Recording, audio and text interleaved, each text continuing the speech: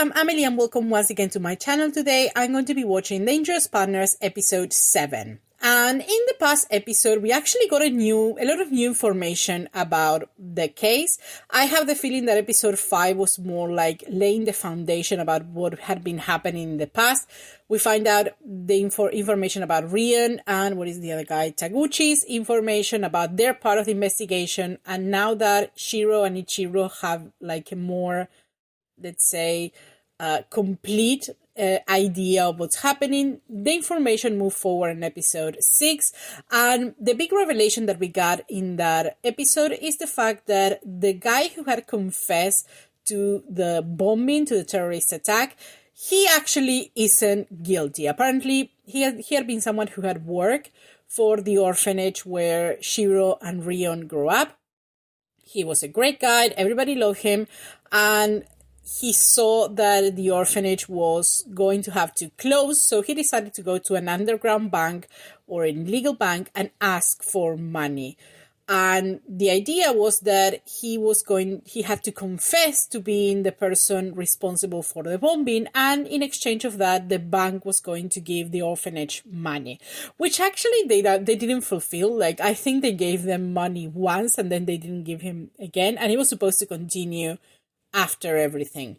So, not a very good deal. So now that we know that this guy is innocent, we also find out that this exchange, I'm sorry, I don't remember the name of the guy. I'll write down, whatever it is today if I can.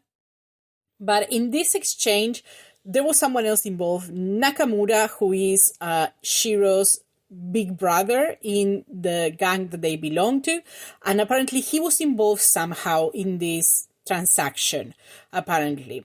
What else we find out? We have that pretty much everybody that Rion had been investigating, like all of the sons of these politicians or important people and this girl who was in the hospital, they're all gone, except for the son of the prime minister, Osu Masashi, who is in the hospital hiding out. Everybody else apparently is dead. Well, I guess the girl is technically not dead. I don't think they found her body and we have any confirmation that she's dead. I think she just disappeared, but I think we can assume that she is dead. So it seems like these people are being silenced one by one. And we have this other big player who's, I think, called Jay.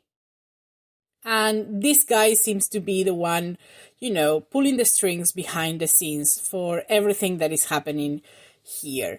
What else do we have from the last episode? We have the Prime Minister finding out who Shiro is, and that he's working with Ichiro. This is not good, because he started to connect the dots and he realized that everything that Shiro did was just part of an act to get information from him. So I can assume that is not going to go well for Shiro. Let's hope it's not too bad, because, that guy was already kidnapped in the last few episodes. He had a fever. He was sick. Let him rest. Let him rest for a while. Then we have, Ichiro cooking for Shiro. That was adorable. Loved it. We have still this thing with Chika at some point, Ichiro and Shiro are having a conversation, specifically, about the bombing and that. And we know that Ichiro is somebody who doesn't deal very well with his emotions, so he just ran out. I think he was in the middle of cooking and he said, well, I'm going to buy this, and then he didn't come back for hours. And he went to see Chika, and it was, I think, Valentine's Day. She gave him chocolate, and he also gave him chocolate for Shiro. I think a lot of people seem to think that there might be some kind of romantic thing between Chika and Ichiro. Personally, I don't think they have that much chemistry. I think Shiro and Chika had a lot more chemistry than Ichiro, but I think Ichiro is very standoffish most of the time, and the only times we have seen him not being standoffish had been with Shiro. So I don't know. I don't see it. I think maybe she's interested in more, but as far as Ichiro go, I don't see it. I don't see him that interested. again, the chemistry there, non-existent. So we'll see what happens with that. Also, she gave him, here's your chocolate. Well, I guess here's chocolate for the guy you're living with. He may or may not be your boyfriend, I guess. So that was pretty much it. That was what happened in episode 6. So let's just go to episode 7. Let's see what happened in this one. So let's go right now.